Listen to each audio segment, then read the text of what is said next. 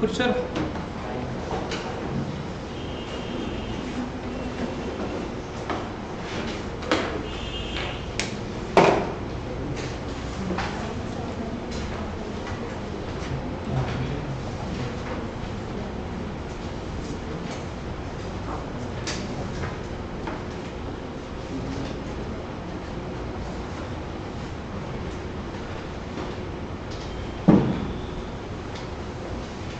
CA Foundation.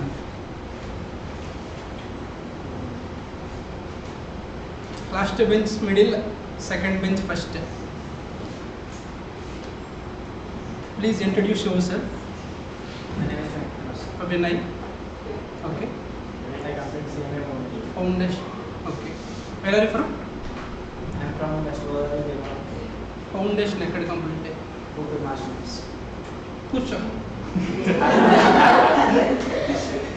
name is Deepak. Both are friends, huh? No, okay. I am coming from Anandapur Foundation ekkada అయిపోయిందా foundation? Master Online. Foundation అయిందా అవలేదా? అయిపోయింది, good. Okay,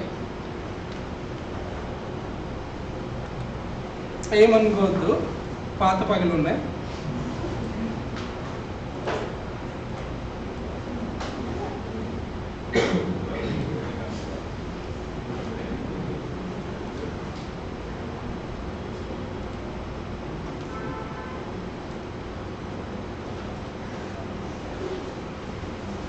ఇది foundation అయిపోయిందా? CMA foundation.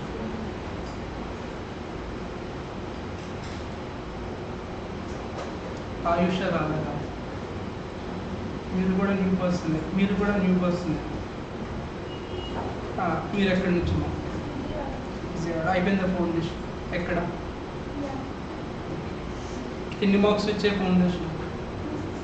2 అకౌంట్స్లో అనుకుంటా. కూర్చో. మీరు? Okay okay, foundation అయిపోయిందా? అంత స్కోర్ ఎంత? 200. Okay, you are very lucky. Please be seated. Yeah, open your accounts notebook, sir. You should maintain a running notes. Before that, have you followed yesterday's budget and budget follow yara? అంటే ఏంటంట,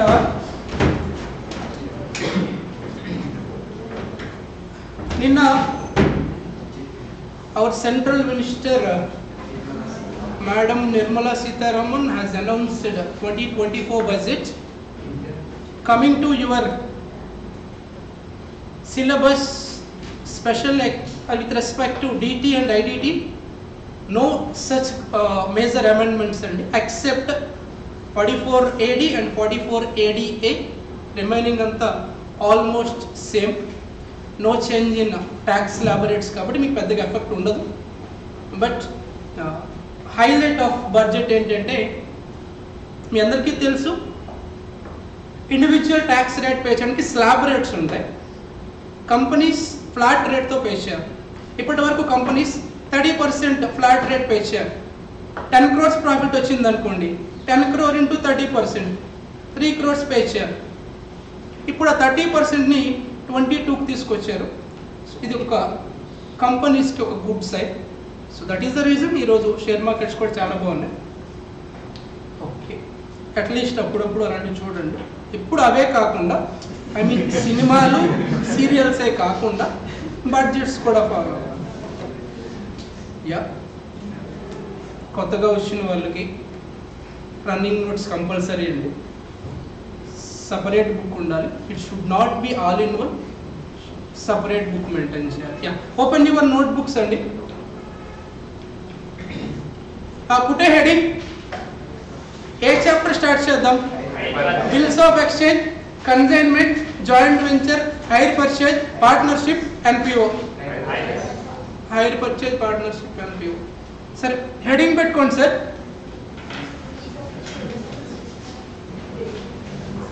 నేను chapter name అప్పుడే reveal చేయను, కొంచెం ఫర్దర్గా concept ఆటోమేటిక్గా chapter name reveal అవుతుంది.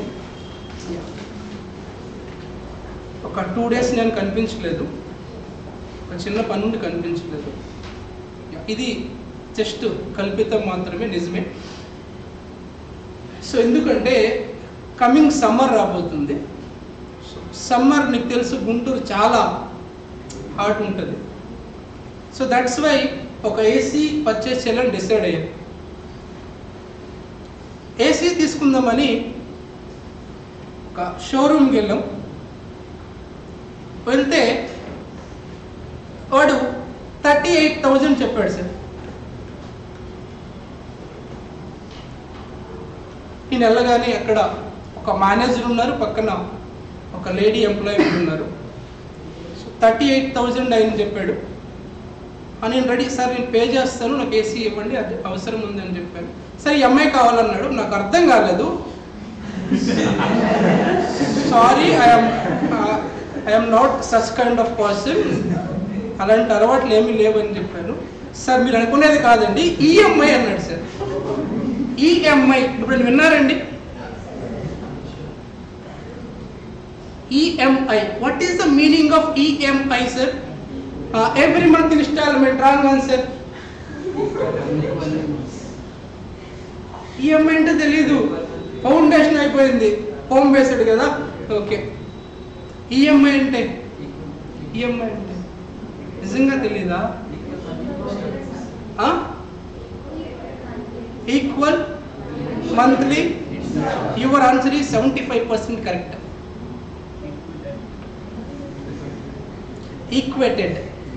Equated monthly instalment. నోట్బుక్లు తగిలేటన్నాం ఎక్కడైనా. ఈఎంఐ అంటే ఈక్వేటెడ్ మంత్లీ ఇన్స్టాల్మెంట్.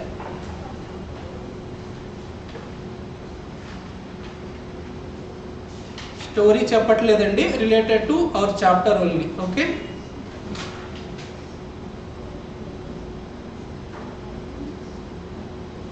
సరే. ఈ ఎంఐ గురించి ఎక్స్ప్లెనేషన్ ఇవ్వు అని చెప్పి దాని గురించి మాట్లాడుతూ ఉన్నాం. సార్ మీరు ఈఎంఐలో తీసుకుంటే no need to pay as of no అండి. మీరు మంత్కి కొంచెం పే చేసుకోండి. సో మీరు ఒక 20 months పే చేయాలి సార్. ఎవ్రీ మంత్ 3,000 అని చెప్పాడండి. 3,000 20 months అంటే ఎంత అమౌంట్ అవుతుందండి? ఎంత అవుతుందిరా? 60,000 రూపీస్ అవుతుంది సార్. ఇప్పుడు పే చేస్తేనేమో 38,000 పే చేయాలి. ఈఎంఐ తీసుకుంటే 60,000 అవుతుంది. Sir why there is such difference? ఎందుకమ్మా డిఫరెన్స్ ఉంది? ఎందుకు డిఫరెన్స్ ఉంది? Interest. Because concept called time value of money. నేను ఈ రోజు పే చేయట్లేదు, ఎప్పుడో 20 months తర్వాత పే చేస్తా ఉన్నాను. అంటే today's 38,000 is equals to such 60,000. అంటే ఇక్కడ నాకు ఇంట్రెస్ట్ పడుతుందమ్మా ఆల్మోస్ట్ హౌ మచ్? 22,000 ఇంట్రెస్ట్ పడుతుంది. మీరు చెప్పండి, as a qualified CMA foundation పర్సన్స్గా ఏది చూస్ చేసుకుంటే బెటర్? మీరు డెసిషన్ ఇస్తే దాన్ని బట్టి నేను రేపు వెళ్ళి ఏసీ కొనాల వద్ద డెసిషన్ తీసుకుంటాను. Please guide me sir. Fees pay చేస్తానండి, షూర్. 1% ఫీజు పే చేస్తాను. బేస్ అంటే 1% ఆఫ్ ప్రాఫిట్, నాకు వచ్చిన ప్రాఫిట్ని బేస్ చేసుకొని. So please guide me sir. 38,000 వెళ్ళమంటారా లేదంటే ఈఎంఐ వెళ్ళమంటారా? Use your brain if you have, otherwise okay, no problem. Sometimes ఏది బెటర్ సార్?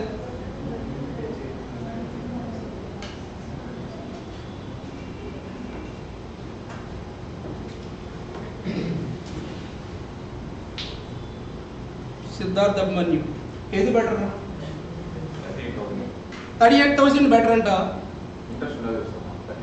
మరి ఈరోజు 38,000 పే చేసే బదులు ఆ డబ్బులు తీసుకెళ్ళి బయట వడ్డీకి ఇచ్చుకోవచ్చుగా అని నేను అడగొచ్చు రివర్స్లో question. Please be sweet. Teja,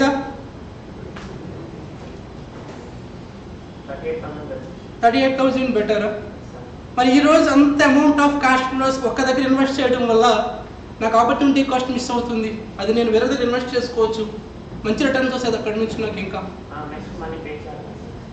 మరి అసెట్ కూడా వస్తుంది, నీకు అసెట్ వస్తుంది మనీ పే చేస్తే. ఓకే, రెండు ఈక్వల్ అవుతాయి కాబట్టి నో ప్రాబ్లం అంటున్నాం. Okay okay sir. Girls side నుంచి అక్కయ్ మిడిల్. ఏం చేద్దామంటావు? AC వద్దంటావా, cooler కొనుక్కోమంటావా? అలా చెప్పకూడదు నువ్వు. క్వశ్చన్ టీకా కావాలి. 38,000 బెటర్. సరే ఇది 50,000 చేస్తా.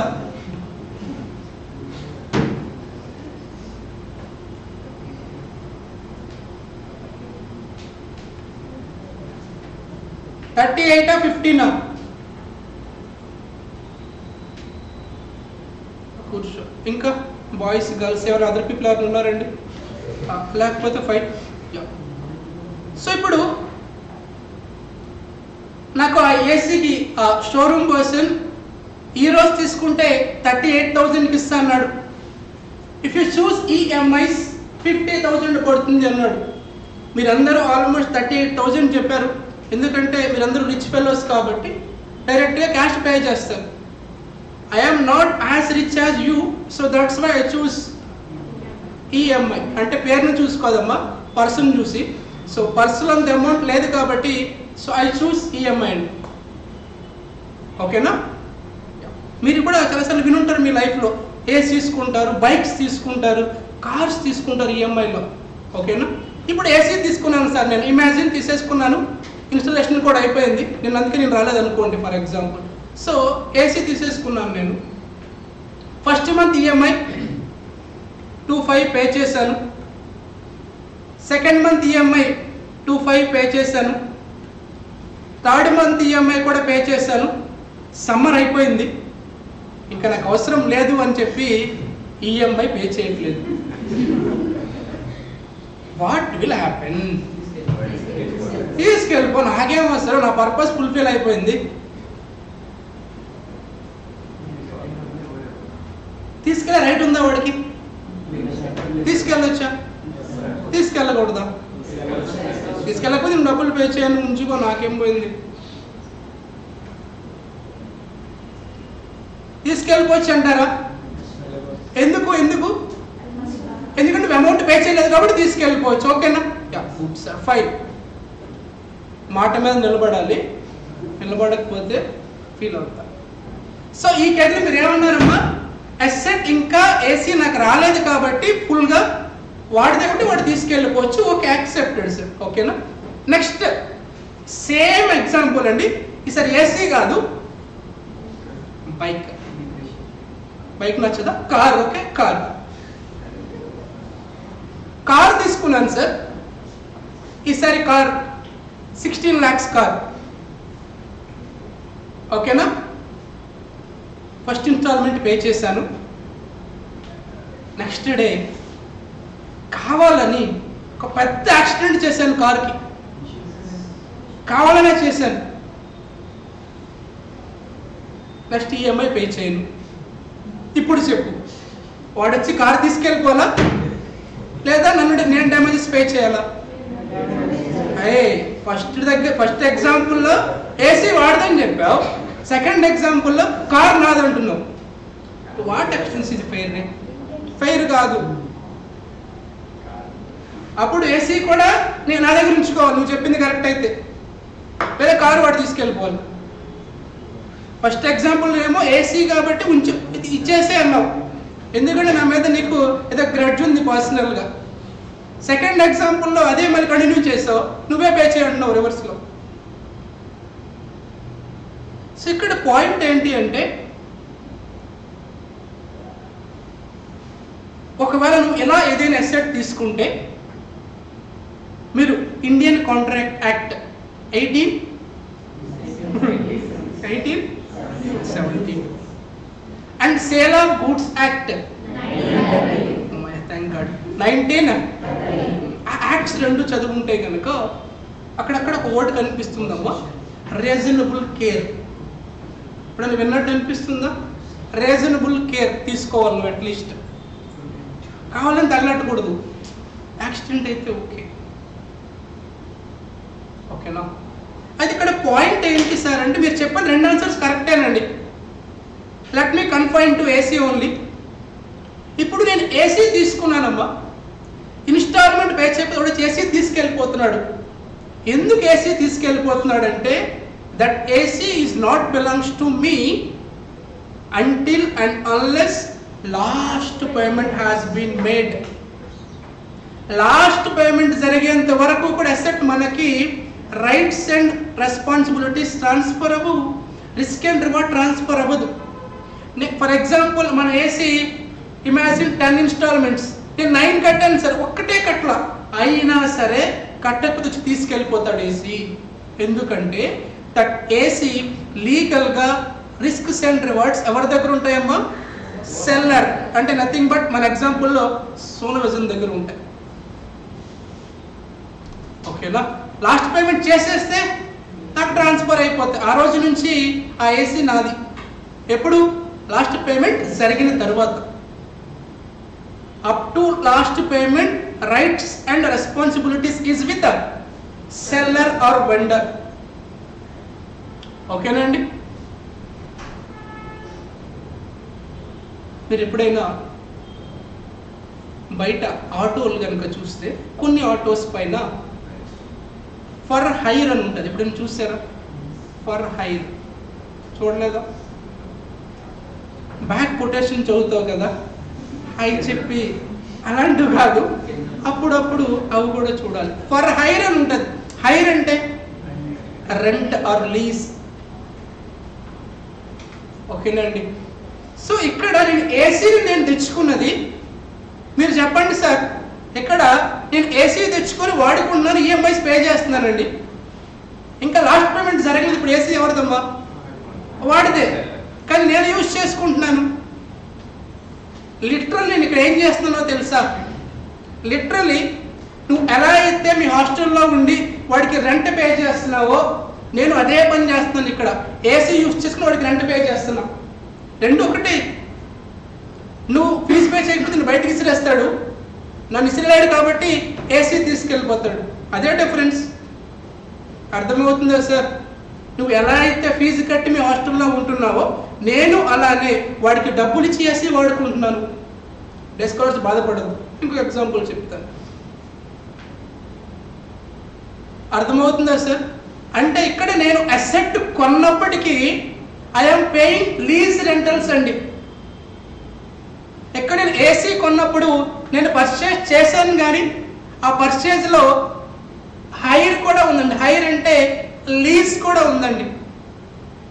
ఈ సిస్టమ్ మొత్తం అబ్జర్వ్ చేస్తే కనుక దీంట్లో పర్చేజ్ ఉంది, అలానే హైర్ కూడా ఉంది. Hire is nothing but rent కూడా ఉంది. ఈ టోటల్ సిస్టమ్నే హైర్ పర్చేజ్ సిస్టమ్ అంటారు సార్. ఓకేనా సార్? హైర్ పర్చేజ్ సిస్టమ్ అంటే మీనింగ్ ఏంటి సార్ అంటే సింపుల్గా చెప్పాలంటే అసెట్ మనం తీసుకొస్తున్నాం కానీ ఫుల్ అమౌంట్ పే చేయట్లేదు, అమౌంట్ ఫ్యూచర్లో పే చేస్తాం. ఈ మీన్ వైల్ అసెట్ యొక్క ఓనర్షిప్ ఈజ్ విత్ సెల్లర్.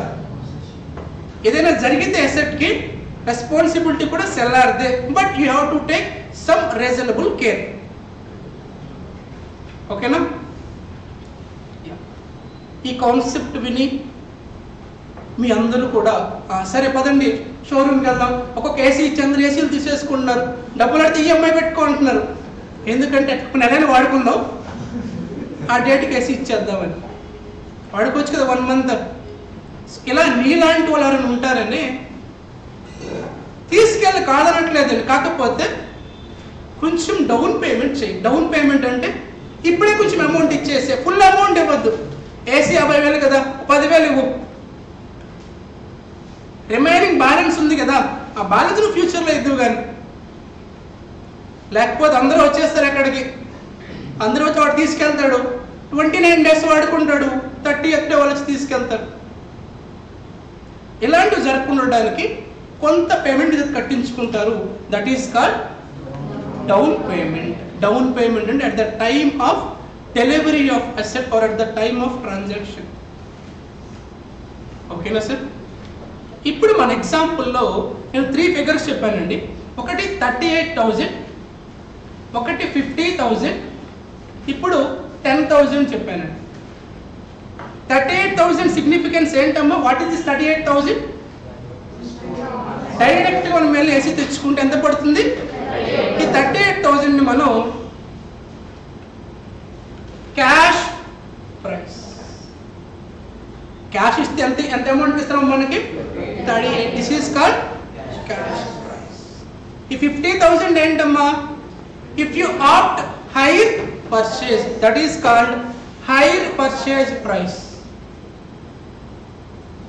ఈ 10,000 ఏంటండి? ఈ డిఫరెన్స్ ఏంటమ్మా? Interest.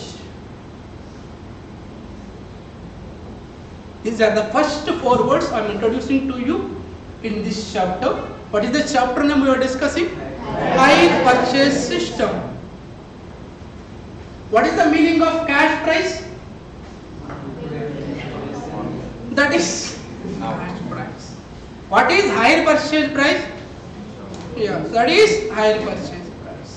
So cash price ante immediate ga as on today nu pay chese amount name antavandi cash. Hire purchase price అంటే ఏమని చెప్పొచ్చమ్మా? నీకు నిజంగా నీకు బ్రెయిన్ ఉంటే, నిజంగా నువ్వు పాస్ అయి ఉంటే, నిజంగా నువ్వు ఇదైతే tell me one formula for hire purchase price. Excellent sir. Hire purchase price ఏమని రాయొచ్చమ్మా? క్యాష్ ప్రైస్ ప్లస్ ఇంట్రెస్ట్ రాయొచ్చు కదమ్మా. ఇక్కడ దీన్ని బేస్ చేసుకొని కొంతమంది మనోభావాలు దెబ్బతింటున్నాయి. 50,000 ఈక్వల్స్ టు 38,000 ప్లస్ 12,000. చెక్ చేసుకోండి, మీ క్యాల్కులేటర్లో మ్యాచ్ అవుతుంది. అంతే కదా సార్? So hire purchase price equals to cash price plus interest. ఏం రాయొద్దు మీరు అప్పుడే, అంటే చాలా టైం ఉంది ఇది రాయడానికి. ఏం చేస్తున్నారు?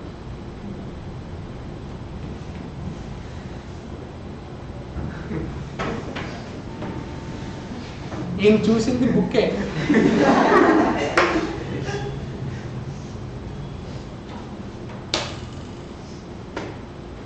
సార్ ఇప్పుడు ఈ చాప్టర్ గురించి, చాప్టర్ నేమ్ రివీల్ అయింది కాబట్టి ఏంటమ్మా చాప్టర్ నేమ్? లాస్ట్ 3 అటెంప్ట్స్లో కంటిన్యూస్గా ఎగ్జామ్లు ఇస్తున్నాడు. కంటిన్యూస్గా 3 అటెంప్ట్స్ కాదు, 10 అటెంప్ట్స్ నుంచి చేస్తున్నాడు. 3 అని ఎందుకు అన్నానంటే న్యూ సిలబస్ కాబట్టి 3 అన్నా. సో నీ ఎగ్జామ్లో 100% క్వశ్చన్ వస్తుంది, వచ్చి తీరాల్సిందే. Weightage 6 to 10 marks, minimum 6, maximum 10. Problematic ఇవ్వకపోతే అట్లీస్ట్ ఒక థియరీ క్వశ్చన్ ఇస్తాడమ్మా. ఒకే ఒక థియరీ క్వశ్చన్ ఉంది, అదే ఇస్తాడు, లేకపోతే ప్రాబ్లం ఇస్తాడు ఇది ఒకటి. కానీ 100% రావాలి, వచ్చి తీరాలి. వాడికి వేరే స్కోపే లేదు ఇవ్వకపోతే. And chapter is very very easy chapter అనే చెప్పాలి, ఎందుకంటే ఫస్ట్ చాప్టర్ కాబట్టి. బట్ ఈజీగానే ఉంటుంది, ఈజీగానే ఉంటుంది. అండ్ ఇన్ఫ్యాక్ట్ బాగుంటుంది, ప్రాక్టికల్కి దగ్గరగా ఉంటుంది కాబట్టి. ఓకేనా? So you should be very very participative. నేను ఏమైనా క్వశ్చన్స్ అడిగి ఆన్సర్ చేయి. There is no GST, no customs, no any other kind of stamp duty or legal charges. You can answer it. ఓకేనా? Yes sir. సో ఇప్పటి వరకు మనం మాట్లాడుకున్న ఈ సెగ్మెంట్లో let us debate. Debate is about hire purchase versus sale. Hire purchase కి sale కి difference మన డిస్కషన్లో మాట్లాడుకుందాం. మీకు సేల్ అంటే తెలుసు కదమ్మా, సేల్ ఆఫ్ గుడ్స్ అట్లా చెప్పుకుంటారు. సేల్ జరిగినప్పుడు for example I'm the seller, you are the buyer. నేను నీకు ఈ గూడ్ని సేల్ చేశాను, మీరు నాకు అమౌంట్ ఇచ్చారు, అయిపోయింది సార్. మీరు తీసుకెళ్తుండగా ఇది కింద పడి పగిలిపోయింది, మళ్ళీ వస్తావా? మార్చేస్తే పగిలిపోయింది, కింద పడింది అని వస్తావా? వస్తే నేనేమంటానో తెలుసా, అక్కడ సెన్సార్ సౌండ్ వేయాల్సి వస్తుంది. సో పక్కకి వెళ్ళమ్మా ఎప్పుడు అని చెప్తారు. అంతే కదా. ఎందుకమ్మా, ఎప్పుడైతే నేను గూడ్ని సేల్ చేశానో on that minute ownership and risks and rewards రెండు కూడా ట్రాన్స్ఫర్ అయిపోయాయి వాడికి. ఎవరికమ్మా, బయ్యర్కి. అంటే ఇక్కడ ఒక మాట రాయొచ్చు, రిస్క్స్ అండ్ రివార్డ్స్ ఇమీడియట్ గా ట్రాన్స్ఫర్ అయిపోతాయి. మరి హైర్ పర్చేజ్ లో ఎప్పుడు ట్రాన్స్ఫర్ అవుతాయండి? At the time of last payment. ఇలా ఇంకేమైనా మీరు చెప్పగలరా? సేల్లో ఉండే పార్టీస్ని సెల్లర్, బయ్యర్ అంటారు.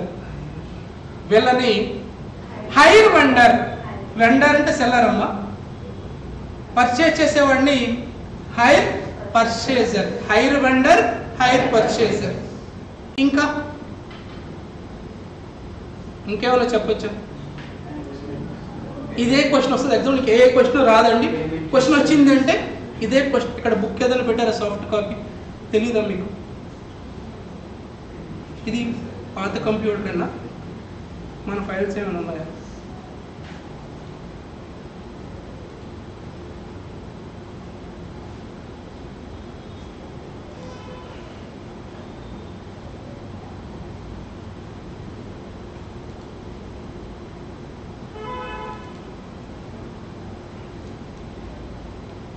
అంటే లాస్ట్ ఇయర్ ఇదే అటెంప్ట్, అంటే జూన్ 2023కి ఇదే క్వశ్చన్ వచ్చిందండి.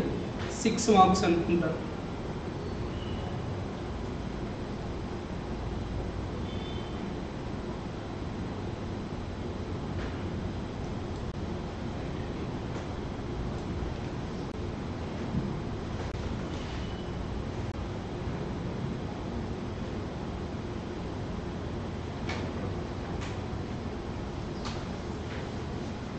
ఫస్ట్ పాయింట్ చూడండి, ఓనర్షిప్ గురించి మాట్లాడుతున్నాడు. Ownership passes to buyer. Hire purchase లో ఎప్పుడమ్మా? లాస్ట్ ఇన్స్టాల్మెంట్ లో అవుతుంది. సేమ్ వర్డ్స్ యూజ్ చేసిన అవసరం అస్సలు లేదు సార్. కీవర్డ్స్ పడితే చాలు, నేను చెప్తాను notes, don't worry. Ownership is transfer at the time of last installment. మరి సేల్ లో అండి ఎప్పుడు ట్రాన్స్ఫర్ అవుతుంది?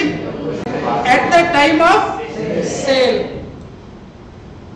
Default in making payment. Payment చేయట్లేదాడు, ఏం చేస్తారు? హైర్ పర్చేజ్ లో వచ్చి అసెట్ తీసుకెళ్ళిపోతారు. Seller can రీపొసెస్. రీపొసెస్ అంటే టేక్ బ్యాక్. అసెట్ ని వెనక్కి తీసుకెళ్ళిపోవచ్చు. అది ఏసీ అయినా, కార్ అయినా, బైక్ అయినా, ఎనీథింగ్. వాళ్ళ ఆ అసెట్ వచ్చి వెనక్కి తీసుకెళ్ళిపోవచ్చు. అప్పుడు నువ్వు అడగకూడదు, ఏ అసెట్ నాది వెనక్కి పేరుంది చూడు, కుదరదు. Legal ownership is with hire vendor only.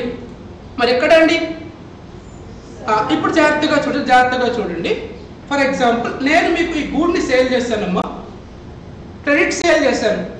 Credit sale అంటే తెలుసు కదా, ఏంటి క్రెడిట్ సేల్ అంటే? పేమెంట్ ఫ్యూచర్లో 3 months పీరియడ్ ఇచ్చాను నీకు. 3 months అయిపోయింది, మీరు నాకు అమౌంట్ పే చేయట్లేదు. ఇప్పుడు నేను వచ్చి ఈ గూడ్ని వెనక్కి తీసుకోవచ్చా అంటే నో, 100% నేను ఆ గూడ్ని వెనక్కి తీసుకోలేను. ఎందుకు సార్ అంటే ఈ గూడ్కి సంబంధించి లీగల్గా రైట్స్ అన్ని మీకు ట్రాన్స్ఫర్ అయిపోయి. ప్రాబ్లమ్ ఈజ్ విత్ మనీ, అది మనం సపరేట్గా చూసుకోవాలి. లేదా కేసు ఫైల్ చేయాలి మీ మీద నేను ఐపీసీలో. దానికి గుడ్కి సంబంధం లేదు. Seller cannot repossess that asset from the buyer. Why sir?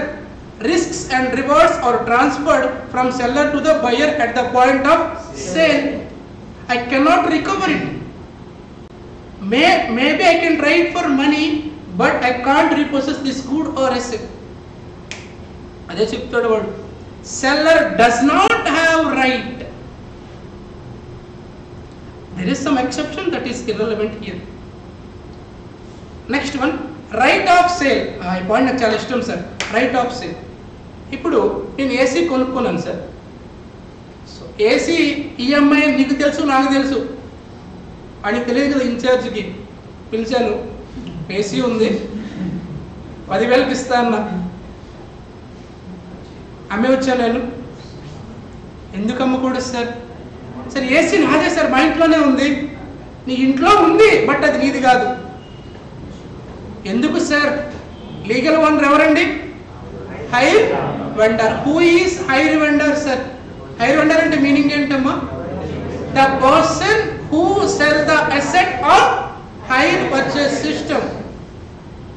So right of sale is no right of sale is with hire purchaser. మరి సేల్ ట్రాన్సాక్షన్ లో అయితే yes, buyer can sell to n number of purchase, he can. Loss or damages to the goods, మనం మాట్లాడుకున్నట్టుగా loss జరిగితే కనుక సెల్లరే, but buyer should take reasonable care. మరి నెగ్లిజెంట్గా ఉండకుండా ప్రాపర్ కేర్ తీసుకోవాలి. అదే మరి సేల్ జరిగింది సార్, అప్పుడు ఎవరి రెస్పాన్సిబిలిటీ? Buyer is responsible. ఇంతే సార్. ఈ 4 పాయింట్లే 6 మార్కులు అండి. నో నీడ్, వెళ్ళిపోతా, ఇప్పుడేగా వచ్చింది. సేమ్ పాయింట్స్ కాపీ పేస్ట్ చేయకూడదు, అవి చేయాల్సిన అవసరం లేదు. కీవర్డ్స్ పడితే చాలు, నీ ఇష్టం, బూతులు రాయకూడదు, బట్ కంటెంట్ సేమ్ పడాలి. ఓకేనా? ఇప్పుడు అది టిపికల్ టర్మ్స్లో ఉంది, మన టర్మ్స్లో మార్చేద్దాం. ఓనర్షిప్ దగ్గర ఏమని చెప్పొచ్చమ్మా? హైర్ పర్చేస్ సిస్టంలో ownership will be transferred from hire vendor to hire purchaser at the time of payment of last installment.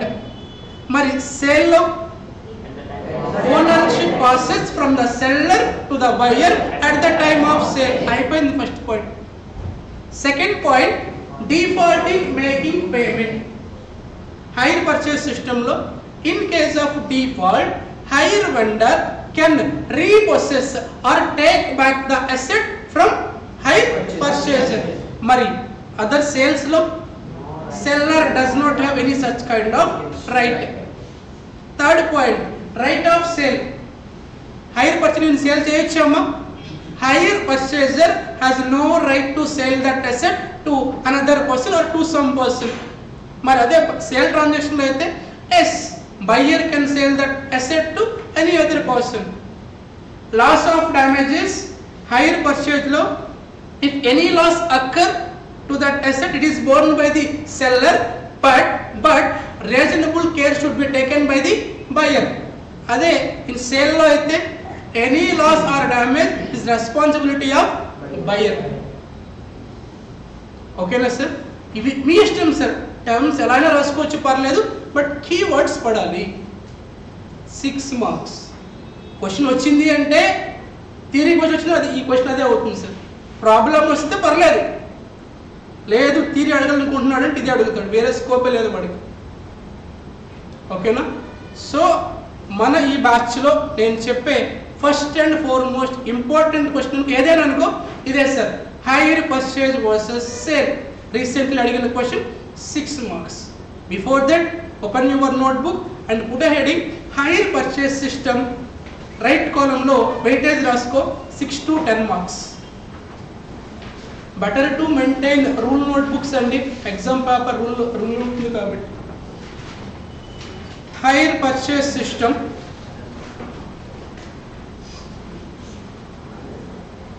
మీ ఇద్దరు ఫ్రెండ్సా? నీ పేరు? సాయి కుమార్. ఓకే, నేను ఏమన్నా కొంచెం హైర్ పర్చేజ్ సిస్టమ్ కుమార్ అని ఫిక్స్ చేసుకో నా క్లాస్ నాకు.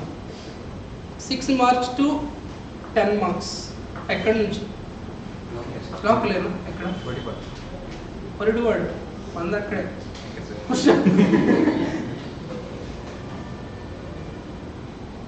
ఫౌండేషన్ అయిపోయింది. ఎక్కడ? ఎన్ని వచ్చాయి? From MBC background. ఇంటర్ ఎక్కడ? Max with them, so you choose self-study. Okay, I can understand. Yeah, please. So weightage రాసుకున్నారా సార్? తర్వాత ఈ చాప్టర్ ఈ చార్ట్ యాజ్ ఇట్ ఈస్గా నోట్ చేసుకోండి. చాప్టర్ అంటే కొంతమంది కోపంగా చూస్తున్నారు. చార్ట్ నోట్ చేసుకొని అమ్మ ఆ కంటెంట్ ఇలా రాయితే మీ ఇష్టం. Same no need to copy paste sir. ఎగ్జామ్లో అలా టెస్ట్ చేయడు. నువ్వు అలా రాసావు అంటే వాడికి అర్థమైపోతుంది అక్కడ చూసి రాశాడు అని. కాపీ పేస్ట్ చేయాల్సిన అవసరం లేదు. నేను రాసుకుంటాను సార్ అంటే ఓకే హ్యాపీ, బట్ ఆ వర్డ్స్ నువ్వు గుర్తుపెట్టుకోలేవు. అది నేను చెప్పేది.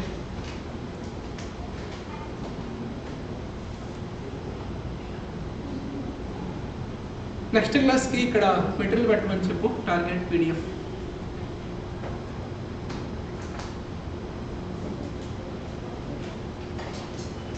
మిమ్మల్ని ఎక్కడో చూస్తానండి, సెకండ్ బెంచ్ లాస్ట్. మీరు ఆల్రెడీ క్లాసెస్కి వచ్చారా? ఓకే, అదేలే లాస్ట్ క్లాస్కి వచ్చారు.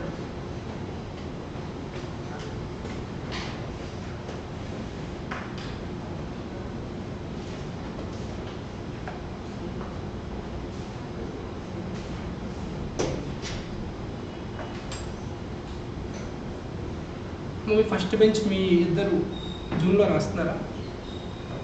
అయిపోయిందా? రిజిస్ట్రేషన్ అయిపోయింది? రెండు అయిపోయింది. ఎందుకు? ఇదే లాస్ట్ డేట్ కదరా? కాదా? ఎక్స్టెండ్ అయిందా? ఈరోజు అయిందా?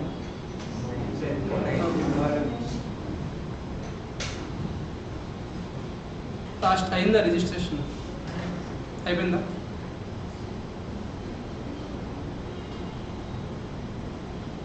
మళ్ళీ మీ ముగ్గురు లాస్ట్ మీదలో కూర్చున్నారా? కానీ మీకు ఎలా సాగుతుంది?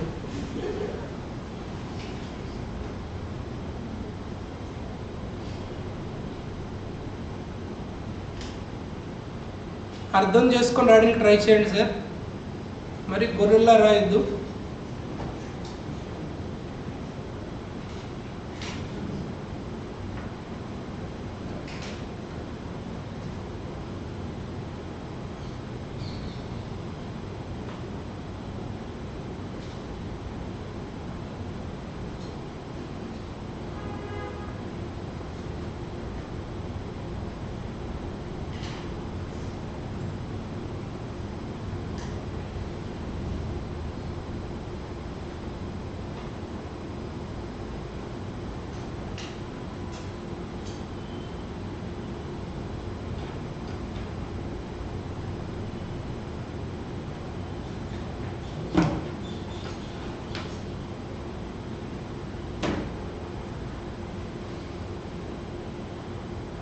తెచ్చుకో.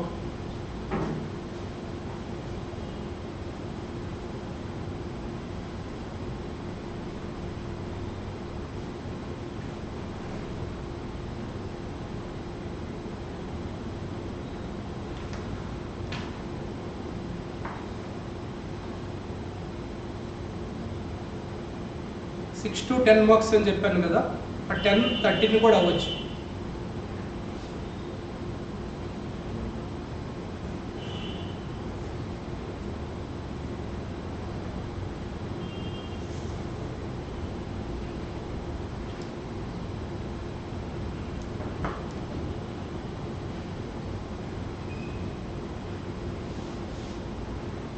రేపు వచ్చేటప్పుడు ఆ క్వశ్చన్ ప్రాపర్గా చదివి అర్థం చేసుకొని రివైజ్ చేసుకోండి సార్. బాయ్స్లో ఒక ఇద్దరిని, గర్ల్స్లో ఒక 4 అడుగుతాను. ఆపోజిట్ ఎవరైనా ఉంటే థర్డ్ వాళ్ళకి కూడా ఒక ఇద్దరిని.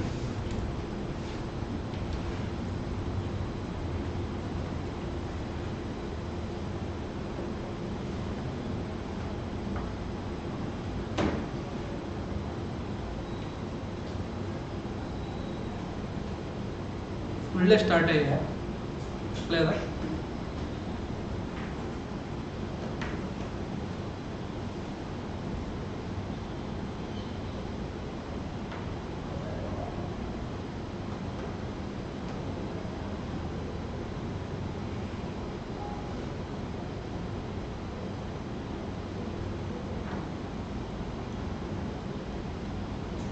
మన న్యూ పీపుల్ ఎవరైనా ఏదైనా అర్థం కాకపోతే నిర్మమాటంగా అడగవచ్చు, no problem.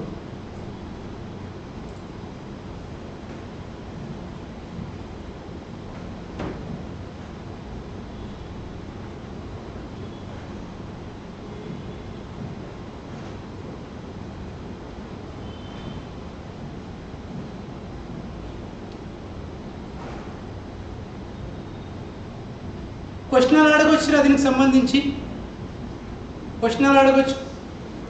Differentiate between hire purchase and sale అని అడగొచ్చు, లేదా write about hire purchase and sale అని అడగొచ్చు, ఎలా అని అడగొచ్చు. అయిపోయిందా?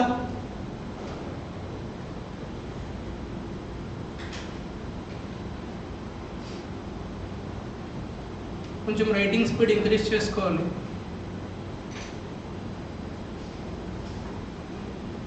నోట్బుక్ కొంచెం అందంగా కనిపించాలంటే ఒక 2 పెన్స్ మెయింటైన్ చేయండి. 2 సేమ్ కలర్ పెన్స్ కాదమ్మా, యూజ్లెస్ అయిపోతుంది. డిఫరెంట్ కలర్స్ పెన్స్ యూజ్ చేయండి.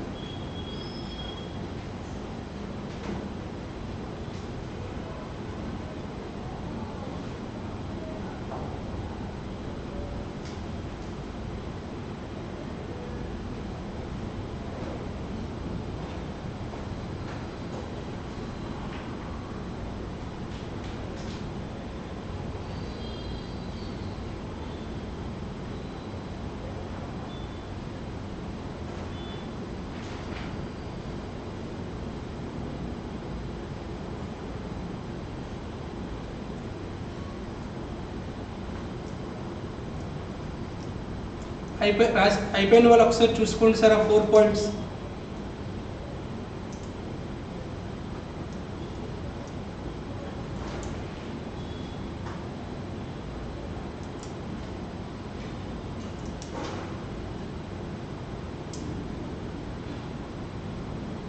ఈ క్వశ్చన్ రావడానికి 50% స్కోప్ ఉంది.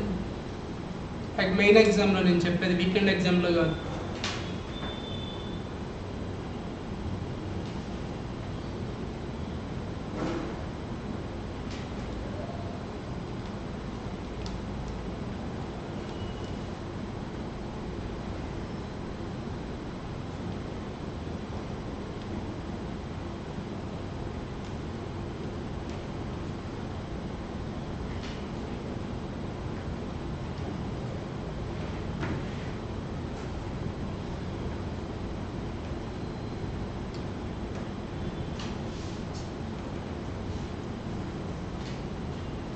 ఎంతసేపు రా, కలర్లు కూడా వేస్తున్నారా?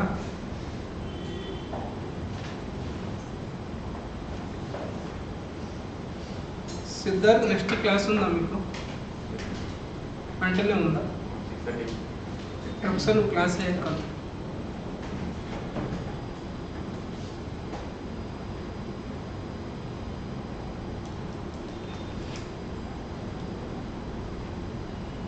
ఇంకా చెక్కుతున్నారు అక్క మీరు, కొంచెం స్పీడ్గా.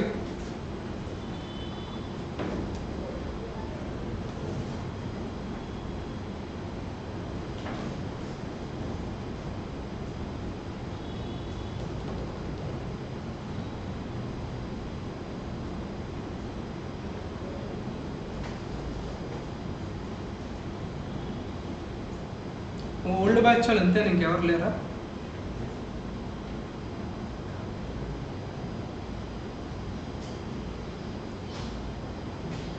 మీరు ఇలా రాశారనుకోండి, మనం నెక్స్ట్ జూన్కి ఎగ్జామ్ రాయాలి. ఈ జూన్ కాదు, డిసెంబర్ కూడా కాదు, నెక్స్ట్ జూన్కి రాసుకోవాలి ప్రశాంతంగా.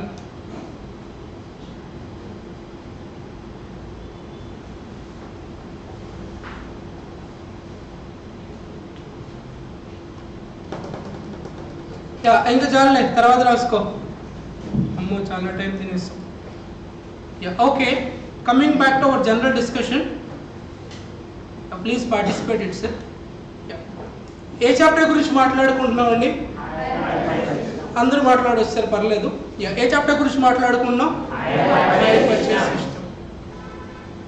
దీంట్లో 2 పార్టీస్ ఉంటారమ్మా. ఎంబీబీఎస్ వద్దన్నారు, అందుకే ఇటు వచ్చేసాను. సో నీకు అర్థమై ఉంటుంది. So 1 person is seller, 1 person is buyer. So ఈ సిస్టంలో సెల్లర్ని ఏమంటారండి? Hire vendor. బయర్ని ఏమంటారు సార్? Sir can I call him seller? No sir, you have to call him as hire vendor. Sometimes hire vendor may not be a person, it may be an entity also. అంతే కదా, నా ఎగ్జాంపుల్లో నాకు sale చేసింది ఎవరండి? Sona vision. Person కాదు, entity. అంతే కదరా? Buyer కూడా పర్సన్ అవ్వచ్చు ఆర్ ఎంటిటీ అవ్వచ్చు. హైర్ వెండర్ అంటే ఏమని చెప్పొచ్చమ్మా మనం? Hire vendor means the person or an entity who sell the asset to hire purchaser on hire purchase system.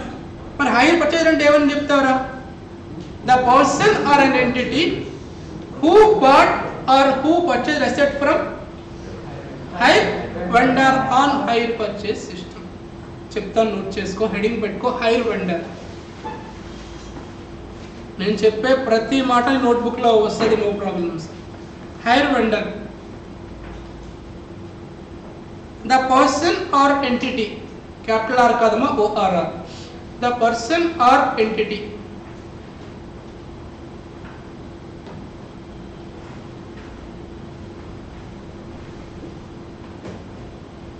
who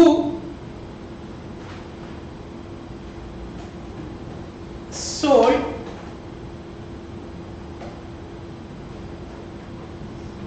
goods or assets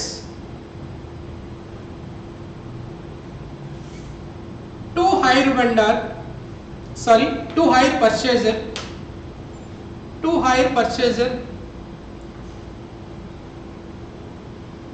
on hire purchase system.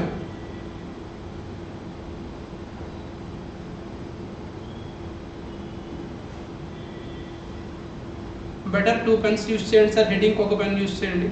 Next hire purchase, hire purchaser, hire purchaser.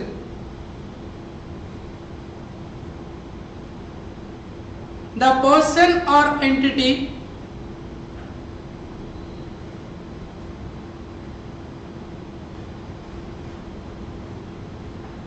who purchases an asset on hire purchase system, who purchases asset on hire purchase system.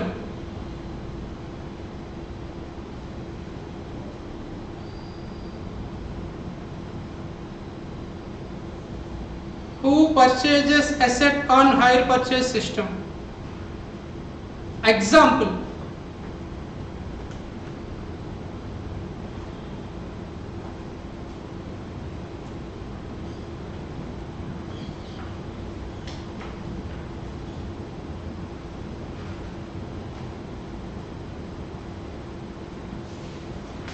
Mr. Arjun purchased an asset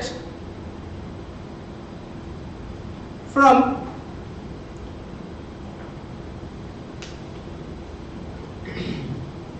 RIL Limited. RIL Limited. RIL అంటే Reliance Industries Limited on hire purchase system.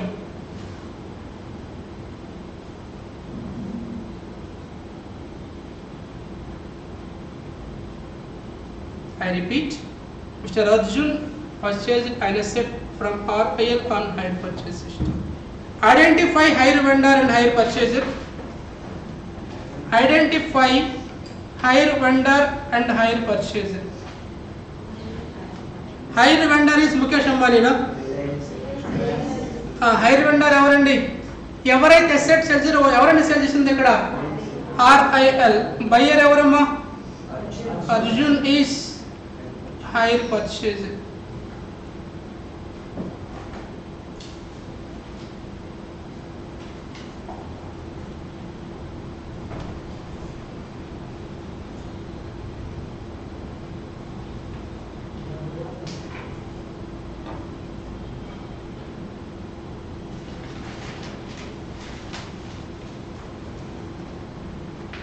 చాలు sir, notes సరిపోతుంది ఈ రోజుకి. ఇందాక నేను ఒక 3 words మాట్లాడుకున్నామండి. ఒకటి క్యాష్ ప్రైస్, సెకండ్ వన్ ఏంటమ్మా? Hire purchase price, third one down payment, ఇంకోటి ఇంట్రెస్ట్.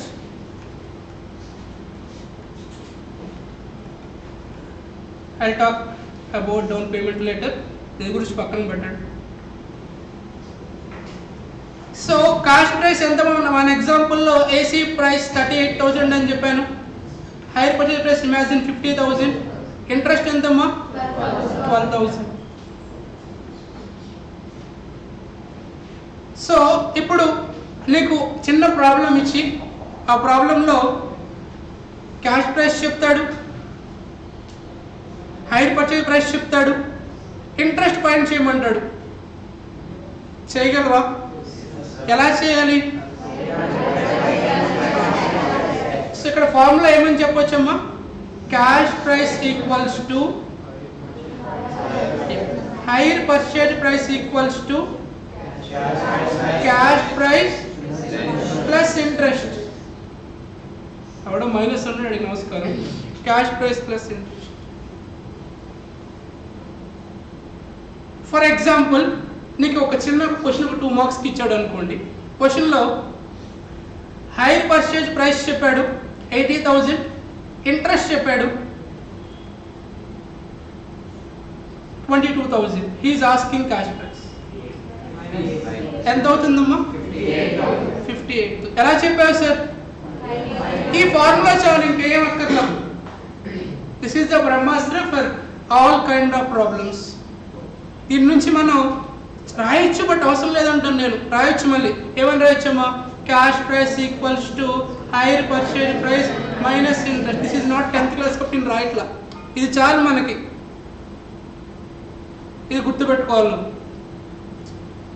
లాజికల్గా మాట్లాడాలి అంటే వాడు నాకు ఏం చెప్పాడు? సార్ ఈరోజు మీరు ఎస్సీ తీసుకెళ్ళిపోండి, నాకు 38,000 ఇవ్వండి సార్. లేదా ఏసీ తీసుకెళ్ళి నాకు ఇప్పుడు డబ్బులు ఇవ్వద్దు, ఫ్యూచర్లో ఇవ్వండి. ఫ్యూచర్లో సేమ్ అమౌంట్ ఇస్తే నేను ఒప్పుకోను సార్. ఎందుకు? నేను లాస్ అవుతున్నాను కదా సార్. ఏం లాస్ అవుతున్నానమ్మా? I'm losing opportunity cost. That's why you have to pay more. నీకు తెలుసు ఇప్పుడు ఎగ్జామ్ పేపర్ ఎలా ఉండబోతుందమ్మా? MCQs ఉండబోతున్నాయి. నీకు ఒక 2 మార్క్స్ క్వశ్చన్ ఇవ్వచ్చు. ఫర్ ఎగ్జాంపుల్ క్వశ్చన్ ఎలా అడగొచ్చు అంటే, క్వశ్చన్లో క్యాష్ ప్రైస్ చెప్పాడమ్మా 38,000, ఏదో ఇంట్రెస్ట్ రేట్స్ చెప్పాడు 10% అనుకోండి. He is asking hire purchase price. Option A 35,000, option B 36,000, option C 37,000, option D ఏదో ఉంది.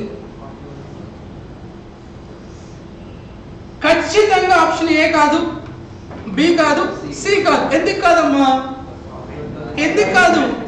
నీ హైర్ పర్చేజ్ ప్రైస్ డెఫినెట్ గా క్యాష్ ప్రైస్ కంటే ఎక్కువ ఉంటుంది. అటు పిచ్చోడైతే తక్కువకి ఇస్తాడు నీకు, అంతే కదరా? ఇప్పుడు ఏసీ నాకు ఎంత చెప్పాడమ్మా?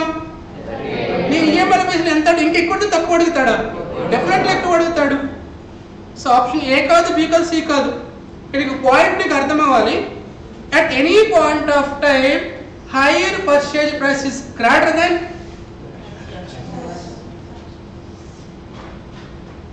ఇలాంటివి నువ్వు గుర్తుపెట్టుకుంటే it will help you in MCQs.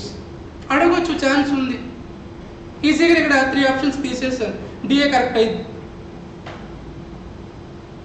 ఓకేనా? సో ఇది కూడా నోట్ పాయింట్ అని నోట్ చేసుకున్నాము. Hire purchase price is greater then cost price.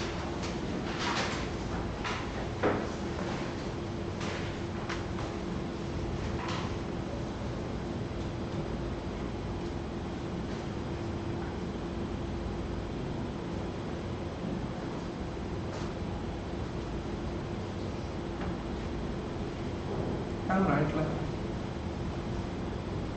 show me.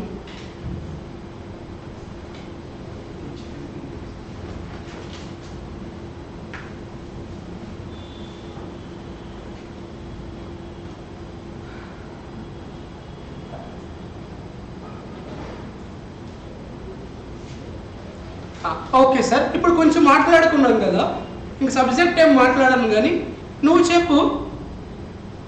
ఇమీడియట్గా క్యాష్ పే చేసుకోవడం బెటరా లేదా హైర్ పర్చేస్కి వెళ్ళడం బెటరా? According to your perspective hire పర్చేస్కి వెళ్ళడం బెటర్ అంటావా? మరి ఎక్స్ట్రా అమౌంట్ పే చేయాలి. డ్యామేజ్ జరిగితే మరి ఇంతవరకు పేసిన అమౌంట్ కూడా పోతుంది కదా. Okay, I will take opinion from girls. First means first person. Up to our discussion, which would you choose, cash option or hire purchase? Why?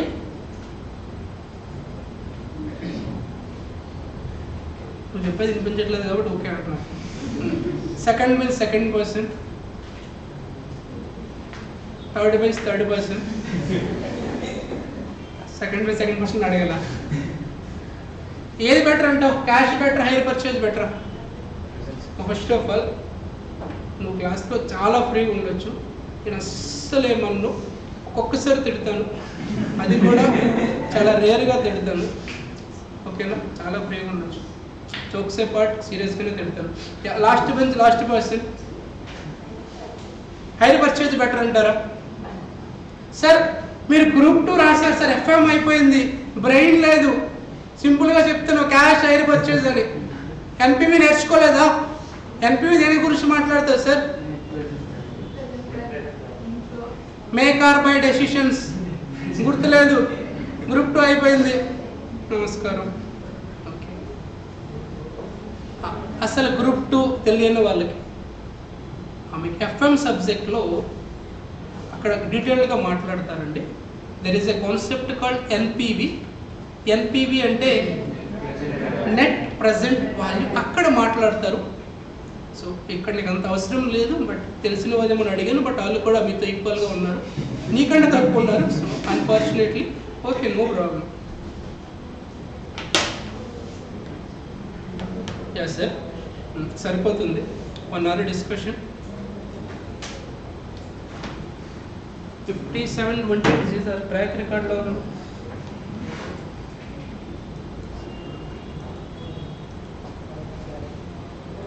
Yeah sir. So కొత్త వాళ్ళు చాలామంది ఉన్నారు, కొంచెం రన్నింగ్ నోట్స్ మెయింటైన్ చేయండి sir. And accounts వరకు చాలాసార్లు మాట్లాడి మీరు మిస్ అయ్యారు. మీరందరూ ఎవరైనా ఇక్కడ ఉన్న వాళ్ళు ఎవరైనా సార్ నేను జూన్లో ఎగ్జామ్ రాస్తాను సార్, నాకు జూన్లో క్వాలిఫై అవ్వాలని ఉంది అనుకున్న ఎవరైనా ఉంటే కనుక మీకు వేరే స్కోప్ ఏమీ లేదమ్మా. డెఫినెట్లీ అకౌంట్స్లో 60+ రావాలి.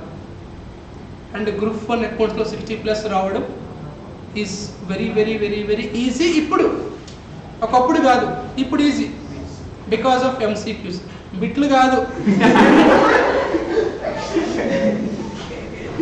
ఎంసీక్యూస్. ఓకే, వాడు అలా పిలుచుకుంటాడు ముద్దుగా. Okay fine. సో ఎంసీక్యూస్ వల్ల మీకు చాలా హెల్ప్ఫుల్ అవుతుందమ్మా అకౌంట్స్లో 60 రావడం.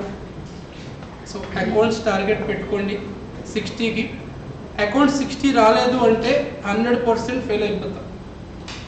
100% ఫెయిల్ అయిపోతాం. 100%. నీకు వేరే స్కోప్ లేదు నా, ఇంకెక్కడ వస్తుంది? లాలో 60 దాటడం కష్టం. ఎందుకు కష్టం? థియరీ కష్టం. థియరీ అని కాదు ప్రాబ్లం, మనం రాసే కంప్లీట్ సెట్ ఇంకోలా ఉంటుంది, నిజమైన కంప్లీట్ సెట్ ఒకలా ఉంటుంది. సో మన యాక్ట్ ఆ యాక్ట్ రెండు వేరే యాక్ట్స్. ఆన్సర్ పేపర్ వాల్యుయేషన్ చేసేవాడికి పాపం వాడి బాధ వర్ణనాతీతం సార్. సో ఒక ప్రొవిజన్ ఉంటే ఆ ప్రొవిజన్ని ఆపోజిట్ రాస్తాను exactly. As per companies act 2013 for example వేరే టాకింగ్ అబౌట్ ఎంఓఏ అనుకోండి, ఎంఓఏ అని చెప్పి ఏదో రాస్తాడు, ఏం రాస్తాడో కూడా అర్థం కాదు. అట్లీస్ట్ దగ్గరలో ఉంటే టిక్ పెడతాడు, దగ్గరలోకి ఉండదు. అకార్డింగ్ టు ఎప్పుడు చూసినా company 2013 A company should A company according to company అంటాడు తప్ప కంటెంట్ ఉండదు. As per company set 2013 A company should incorporate A company according to company set that which is a company set అంటాడు. So మరి అలా రాస్తే marks అయ్యారు sir. So definitely లాలో 50+ వస్తాయేమో, but 60-70 అనేది కష్టం. కొంతమందికి వస్తాయి సార్, కొంతమంది ఉంటారు వాళ్ళు ఎలా రాస్తాడు వాడు రాస్తాడు. థియరీ పేపర్లు కూడా వచ్చేవాళ్ళు ఉన్నారు. నాకు ఆడిట్లో వచ్చాయి అప్పట్లో. నెక్స్ట్ మీకు మిగిలింది taxation or else costing. Taxation syllabus is very huge because DT and IDT not that much easy. So నీకు మిగిలింది అకౌంటింగ్ ఆర్ కాస్టింగ్. సో నీకు వేరే ఆప్షన్ లేదు, అకౌంట్కి 60+ రావాలి. సో అకౌంట్స్ని కొంచెం ఫస్ట్ నుంచే ఫ్రమ్ ది డే 1 నువ్వు కొంచెం దాన్ని ఎక్కువ టైం స్పెండ్ చేయి. నీకు 60+ వస్తేనే అకౌంట్స్లో గ్రూప్ క్లియర్ అవుతుంది, లేకపోతే క్లియర్ అవ్వదు. గుర్తుపెట్టుకో. లాలో రావు, టాక్సేషన్లో కష్టం, కాస్టింగ్లో కానీ అకౌంట్స్లో కానీ రావాలి. అది కాస్టింగ్ అయితే కాస్టింగ్ అని చెప్పేవాడిని, కాస్టింగ్ కాదు కాబట్టి అకౌంట్స్ అని చెప్తున్నాను. ఓపెన్ ఫ్యాక్ట్ కదా అది. సో ఇన్ఫ్యాక్ట్ సో అకౌంట్స్లో నీకు రావాలి. నా వల్ల ఏదైనా నీకు హెల్ప్ కావాలని 100% చేస్తాను. బట్ ఎవరైతే ఈరోజు కనిపిస్తూ ఉన్నారో వీళ్ళందరూ లాస్ట్ డే వరకు కనిపిస్తే వాళ్ళు అవుతారు. కొంతమంది ఉంటారు వాళ్ళు కనిపించరు, ఇంకా మనకి ఈరోజు కనిపిస్తారు, తర్వాత కనిపించరు, తర్వాత సడన్గా ఒకరోజు కనిపిస్తారు. ఏ బ్యాచ్ అమ్మంటే ఈ బ్యాచ్ అంటారు. సో అలాంటి వాళ్ళకి నేను చెప్పలేను. కానీ డైలీ నువ్వు క్లాస్కి వస్తే group 1 accounts 60+ is very very easy. నేను ఆల్రెడీ లాస్ట్ క్లాస్లో కొన్ని చాప్టర్స్ లిస్ట్ చెప్పాను, అవి చదువుకుంటే చాలు 60+ వచ్చేస్తాయి. ఒక 6 to 7 చాప్టర్స్ అవి చదివితే చాలు. నా వైపు నుంచి నేను 100% నేను నీకు ఎఫర్ట్స్ ఇస్తాను. నేను ఉన్నా లేకపోతే నేను ఇచ్చే నోట్బుక్ నీకు సరిపోతే 60+ రావడానికి. నేను చెప్పాను లాస్ట్ క్లాస్లో కూడా, ఫస్ట్ అంటే మీ 1 year బ్యాక్ ఆ బ్యాచ్కి 208 pages వచ్చింది నా నోట్బుక్. ఆ నోట్బుక్ సరిపోద్ది, అది ఇచ్చేయమంటావా? అది ఏమో నువ్వు మళ్ళీ రాయాలి. సో ఇక్కడ పాయింట్ ఏంటి అంటే నువ్వు కన్సిస్టెన్సీ మెయింటైన్ చేయి. ఇప్పుడు ఫర్ ఎగ్జాంపుల్ ఈరోజు క్లాస్ రాలేదనుకోండి సార్, ఈరోజు ఒకటి మిస్ అయ్యాడు, నేను రేపు వచ్చి క్యాష్ ప్రైస్ అంటే ఈరోజు ఏంట్రా అంటాడు, నన్ను తిట్టుకుంటాడు రివర్స్లో. సో అలాంటి వాడికి అర్థం కదా డెఫినెట్లీ. రానివాడు ఏం చేయాలి సార్? అట్లీస్ట్ ఈ క్లాస్ విని రావాలి. సో నాట్ ఓన్లీ అకౌంట్స్ అండి, ఎవ్రీ సబ్జెక్ట్ కూడా ఇంటర్లింక్ ఉంటుంది డే టు డే క్లాస్కి. ఒక క్లాస్ మిస్ అయినా మొత్తం చాప్టర్ ఎగిరిపోద్ది.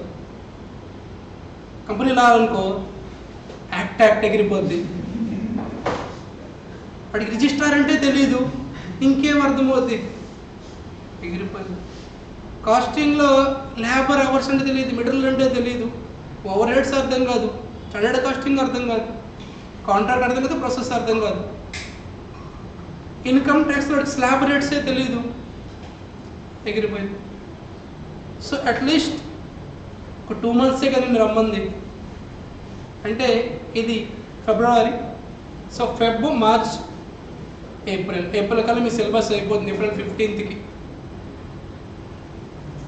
ఎవరైతే పొరపాటున ఇక్కడ ఎవరైనా ఉంటే కనుక నిజంగా నేను ఎగ్జామ్ రాయాలి జూన్లో, ఐ వాంట్ టు క్లియర్ అనే వాళ్ళు ఎవరైనా ఉంటే కనుక వాళ్ళ గురించి మాట్లాడుతున్నాను. నువ్వు from the day 1 you should be very very serious. Of course if you are from other institutes, అక్కడ ఉన్న సిస్టమ్ ఎలా అంటే, ఈవెన్ అక్కడ నేను పనిచేశాను కాబట్టి నాకు తెలుసు, అక్కడ సిస్టమ్ ఏంటి అంటే స్టూడెంట్ ఎగ్జామ్ ఇప్పుడు రాయడు, కోచింగ్ ఇస్తారు, ఎగ్జామ్ వాడేప్పుడు ఒక 9 months తర్వాత రాస్తాడు. వాడికి క్లాస్లో జస్ట్ ఒక యాక్టివిటీ అంతే. ఇక్కడ అలా కాదమ్మా, ఇక్కడ మన సిస్టమ్ ఏంటంటే class room to exam hall, class bench to exam bench. So నీకు ఈ క్లాస్ రూమ్లోనే ఎంత సీరియస్గా వినాలి అంటే అదే నీకు కోచింగ్ అవ్వాలి, ప్రిపరేషన్ కూడా అయిపోవాలి, రివిజన్ ఓన్లీ పెండింగ్ ఉండాలి. ఓన్లీ క్లాస్ మాత్రమే వింటా సార్ అనుకుంటే మాత్రం you are in danger zone. Class వినడం వేరు, ప్రిపేర్ అవ్వడం వేరు. సినిమాకి వెళ్ళినప్పుడు చూసావా, ఫర్ ఎగ్జాంపుల్ సినిమాకి వెళ్ళావు, 5 minutes లేట్ అయిపోయింది, పక్కన అడిగేస్తావు ఏమైంది, అరే పేర్లు వస్తున్నాయిరా, అది కూడా చెప్పాలా, కానీ నీకు అది కూడా మిస్ అయిపోయి నాకు బాధ వస్తుంది. ఇక్కడ కూడా అదే మోటివ్ ఉండాలి. ఇక్కడ కూడా సింగిల్ క్లాస్ కూడా మిస్ అవ్వకూడదు. డౌట్ ఉంటే ఫ్యాకల్టీ బయట ఉంటారు, వాళ్ళని కలిసి అడుగు. అర్థం కాకపోతే మళ్ళీ చెప్తాడు సార్, ఎవరి కోసం చెప్పాడు సార్, ఫీజు కట్టట్లేదా, శాలరీ తీసుకోవట్లేదా, 2 జరుగుతున్నాయి ఎందుకు చెప్పరు, డెఫినెట్లీ చెప్తారు. కాకపోతే ఒకటే గుర్తుపెట్టుకో, నువ్వు కోచింగ్ని ఏదో ఎంజాయ్మెంట్గా తీసుకోవద్దు. అది అక్కడ కాలేజ్లో వేరు, ఇక్కడ కోచింగ్ సపరేట్ టైం ఉంటుంది, ఎగ్జామ్ ఇక్కడ అలా కాదు కదా. నీ ఎగ్జామ్ జూన్లో రాస్తున్నావు, నీకు టైం చాలా తక్కువ ఉంది. సో టేక్ వెరీ సీరియస్లీ అండి. కన్సిస్టెంట్గా రండి, కన్సిస్టెంట్గా వస్తే ఎక్స్పెక్ట్ చేయండి రిజల్ట్ని. క్లాస్కి అప్పుడప్పుడు వచ్చి పాస్ అవ్వలేదు అంటే అవ్వవు, డెఫినెట్గా అవ్వవు. ఒక సినిమాకి వెళ్ళు, ఫర్ ఎగ్జాంపుల్ కేజీఎఫ్ లాంటి సినిమాకి వెళ్ళు, స్టార్టింగ్ ఒక 10 minutes కూర్చో, మధ్యలో ఒక 10 minutes బయటికి వెళ్ళు, మళ్ళీ రా, మళ్ళీ 10 minutes బయటికి వెళ్ళు, మళ్ళీ రా, క్లైమాక్స్లో వెళ్ళిపో. ఏమైనా అర్థమైతే నీకు సినిమా? సేమ్ ఇది కూడా అంతే కదా. స్టోరీ ప్లేస్లో సబ్జెక్ట్ ఉంది, రిమైనింగ్ అంతా ఒకటే, సేమ్ కాన్సెప్ట్. అక్కడ కొన్నిసార్లు నీకు బోర్ కొడుతుంది, సాంగ్స్ వచ్చినప్పుడు కూర్చుంటావు కదా, వెళ్ళిపోవు కదా బయటికి. ఇక్కడ కూడా అంతే, రోజు సేమ్ ఫ్యాకల్టీ, బోర్ కొడుతుంది, అనిపిస్తుంది. Fact, I know that. సైలెంట్గా కూర్చో, వినొద్దు, కూర్చో ఫస్ట్. అలా నీకు తెలుసు, యాక్టింగ్ చేయడం తెలుసు కదా. లిప్సింగ్ ఇస్తా, పక్కన ఆన్సర్ చెప్తా ఉంటే ఫస్ట్ ఆఫ్ ఆల్ కూర్చో అంటున్నాను నేను. కూర్చుంటే ఆటోమేటిక్గా వస్తుంది సార్. నువ్వు బెంచ్ వదిలేసి బయటికి వెళ్ళావు అంటే అయిపోయింది. ఆల్రెడీ ఇక్కడ ఉన్న వాళ్ళకి ఎక్స్పీరియన్స్ ఉంది, ఎందుకు నువ్వు ఫెయిల్ అవ్వబోతున్నావో ఆర్ పాస్ అవ్వబోతున్నావు. మెజారిటీ ఫస్ట్ ఆర్ సెకండ్ కేటగిరీలో ఉంటారు కాబట్టి వాళ్ళ గురించి మాట్లాడుతున్నాను. So especially my focus is on new students అండి. ఎక్కువ మంది పాత వాళ్ళు ఉన్నారు కాబట్టి వాళ్ళు నేను డెఫినెట్లీ చెడగొడేస్తారు. సో వాళ్ళ ట్రాప్లో పడద్దు, ఎందుకంటే వాడికి ఆల్రెడీ ఒక ఫెయిల్యూర్ వచ్చింది, అది రాబోతుంది. అది నువ్వు ఫెయిల్యూర్ని టేస్ట్ చేయొద్దు. ఒకసారి ఫెయిల్యూర్ అలవాటు అయిపోయింది అంటే పర్లేదు అనిపిస్తుంది. First attempt is best attempt. కొడితే అయిపోవాలంతే. పెద్ద డిఫికల్టీ టాస్క్ ఏం కాదు సీఎం ఇంటర్ గ్రూప్ 1 అవ్వడం. బోత్ గ్రూప్స్ ఏం రాయట్లేదు, ఏమి సిఎస్ కూడా కాదు. పేపర్స్ కూడా మరీ హై లెవెల్లో ఏముండవు. ఒక పేపర్ డిఫికల్ట్గా వస్తే రిమైనింగ్ కూడా బాగానే వస్తాయి. అది అకౌంట్స్ కాకూడదు అని నా ప్రేయర్ కూడా. ఏదో కాస్టింగ్ టాక్సేషన్ అయిపోవాలి, అట్లీస్ట్ అకౌంట్లో 60+ వచ్చేది, దాంట్లో 40 వచ్చి నువ్వు పాస్ అయిపోవాలి. సో నేను ఈ 2 months మన జర్నీ ఉండబోతుంది. సో నేను కూడా నీ ప్లేస్లో ఉండి ఎగ్జామ్ నేను రాసి క్వాలిఫై, ఇంటర్ రాసి ఫైనల్ రాసి క్వాలిఫై వచ్చాను కాబట్టి నాకు తెలుసు స్టూడెంట్ క్లాస్లో కూర్చొని ఎలా ఫీల్ అవుతాడో నాకు తెలుసు. అలానే నేను మీరు అనుకునే సోకాల్డ్ అక్కడ కూడా పనిచేసి వచ్చాను కాబట్టి మెటీరియల్ ఎలా ఉండాలో నాకు తెలుసు. అవన్నింటికంటే కూడా ఎగ్జామినర్ క్వశ్చన్స్ ఎలా ఇస్తాడో కూడా నాకు తెలుసు. ఏ అటెంప్ట్ ఎక్కడ టచ్ చేస్తాడో కూడా నాకు కొంచెం ఐడియా ఉంది, ఎక్స్పర్ట్ అని చెప్పను కదా.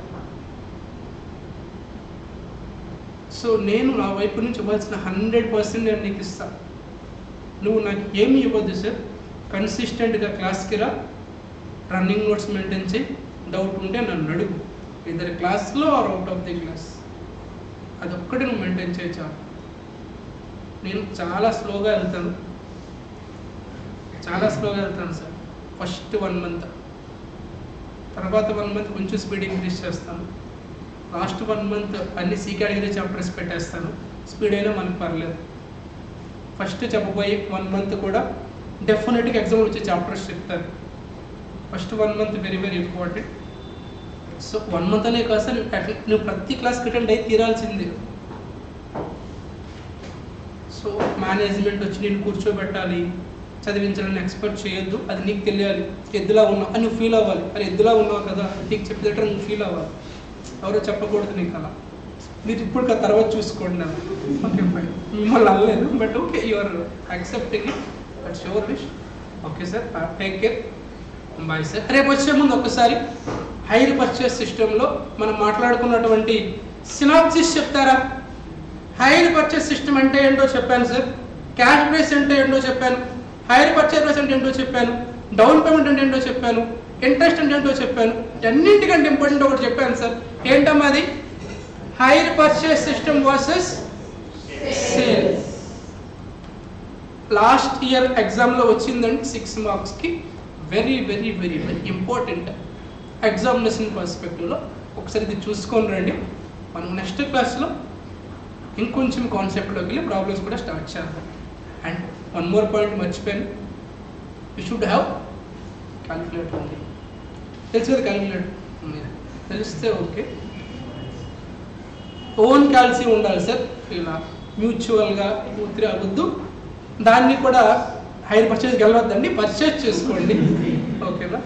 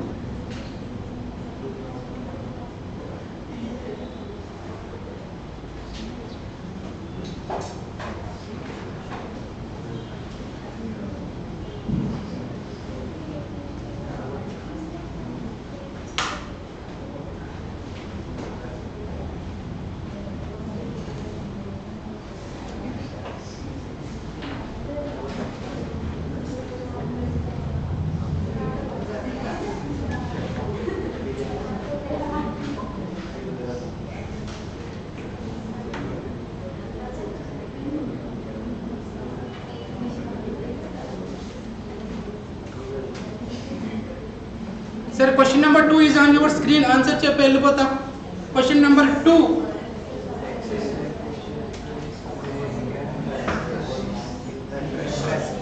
అది చెప్పలేదు సార్ మీరు. నేను చెప్పా, ఫార్ములా చెప్పాను, వాడు ఈక్వేషన్లో ఒక సెంటెన్స్ ఫార్మేట్లో ఇచ్చాడు. ఏంటి సార్ ఆన్సర్? ఇంట్రెస్టే కదా. ఏమడుగుతున్నాడమ్మా? Excess of hire purchase price over option C the C. Yeah. Question number 3. Cash price plus interest ఏమవుతుందమ్మా? ఆప్షన్ ఫస్ట్ డే క్లాస్లో నువ్వు 2 MCQs ఆన్సర్ చెప్పేసావంటే నిజంగా నేను గ్రేట్ రా. నేనే కానీ చెప్పింది.